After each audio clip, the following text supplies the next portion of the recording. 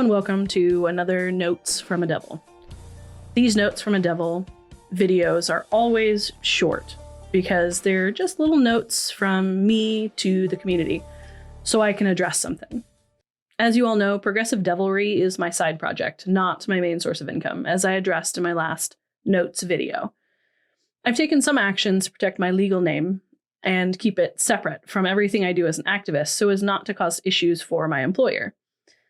It's come to my attention that my job may be in jeopardy because several of my employer's clients have an issue with freedom of speech, freedom of religion, reporting on the bad actions in our community, and shining a light on potential candidates running for elected positions. Some of the local conservatives have found out my legal name, tracked me to my job, and have spoken to my boss about my social media. I know exactly who made sure these conservatives knew who I was and where I worked.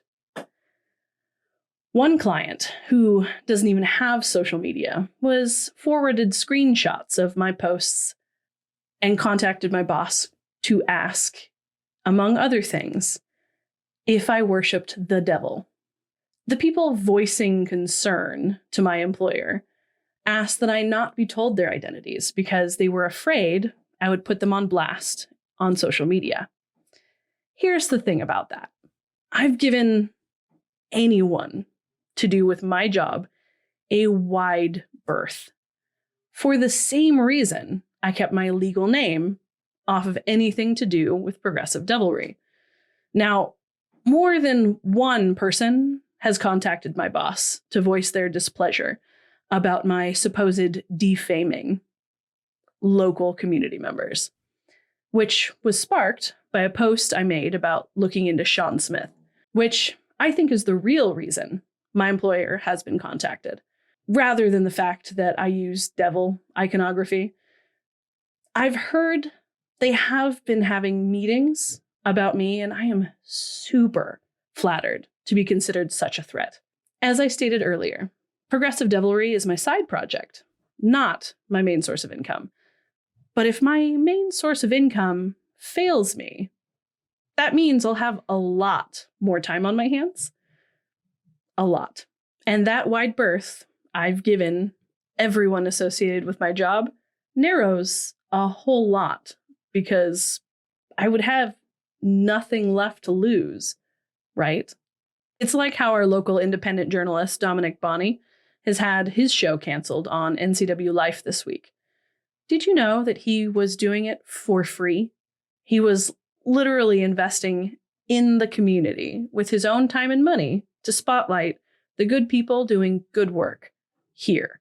The reason his free segment got canceled, he was also separately investigating a local church for their bad actions, like coercing a 10-year-old into being baptized without their parents present or their consent during their Easter Jesus Ain't Fair festival. Grace City Church, aka Grace City Cult, as many of the non-members in our valley call it, has been in the hot seat for a minute since our trusty local reporter has been writing about them. Several GCC members phoned NCW Life to complain so often and so much after Dominic Bonney released the coercing baptizing article that his entirely free content television show highlighting the good in our community was canceled. Well, it seems to me now Dominic has more time to investigate Grace City Church and the God Squad associated directly with the Chelan County Sheriff's Office, where many of the deputies are members of this church, including the sheriff, Brian Burnett, who is currently running for re-election.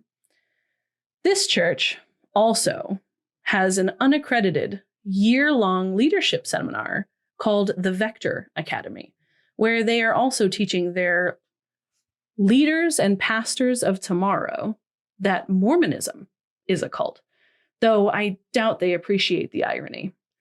It costs $7,500 per person, from which you receive no accredited certificate or diploma for your time and money. Don't fret, though, because they also have a supposedly free version where they say you can get a master level education from their pastors, where each quarter different classes will be available to anyone who wants to engage in topics ranging from building a gospel-centered marriage to investment strategies to understanding cultural Marxism. If you'd like to check out the amazing reporting done by Mr. Bonnie, please see his Substack, which I will link in the description and on my website. If you can, please subscribe to him and stay updated, because there is a lot going on with GCC that many people do not realize. The fact that they are targeting someone reporting on them and getting their show, which has nothing to do with them, canceled, is a perfect example of how they have too much power in our little valley. The extra time on Mr. Bonnie's hands will go to good use, though.